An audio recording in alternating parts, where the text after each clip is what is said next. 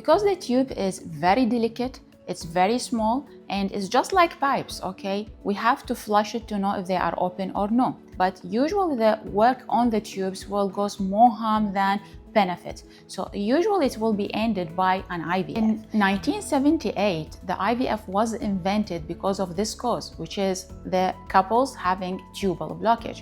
So usually the tubal blockage as a cause of infertility will end it by an IVF.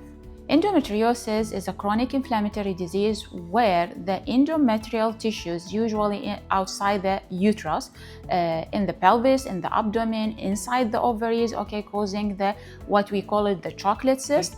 10% of the patients, okay, may having endometriosis. From these, 40 to 50% will suffering from infertility. So it's not always infertility meaning endometriosis, and having endometriosis is not always meaning that you have infertility. The diagnosis of endometriosis is usually by vision, okay? The definitive diagnosis is through the laparoscopy. We may use the MRI to know the extensions of the endometriosis, but by the end, the definitive way to treat and to diagnose the endometriosis is through the laparoscopy. Fourth cause of infertility, it is the diminished ovarian reserve.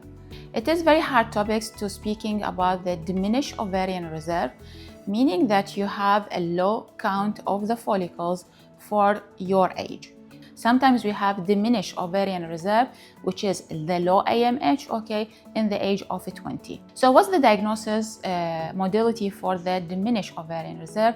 Usually we do an ultrasounds, okay? The morphology of the ultrasounds through the vaginal ultrasounds, we can diagnosing, we counting the follicles, okay? You have like in your age 35, you should have at least 5 follicles in each ovaries.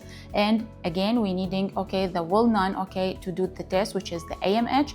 The AMH, it is a protein which gave an indications about the number of follicles coming out each cycle from your ovary. So if you have high AMH, okay, then you have a good, okay, amount of ovarian reserve, and if it is low, it will reflecting very low AMH. It's not meaning that, okay, low AMH, you should have infertility problem, because by the end we needing like 1 follicle and 1 sperm to having conception. What's the fifth cause? It is the unexplained infertility, which accounting around 15% from the causes of infertility in the couples. The patients having regular ovulations, they have at least 1 tube is open, and there is no symptoms, there is no endometriosis, the sperm count is perfect, but still we cannot reaching by the usual things, okay, from ovulation inductions or even the IUI to get pregnant. This is what we call the unexplained infertility.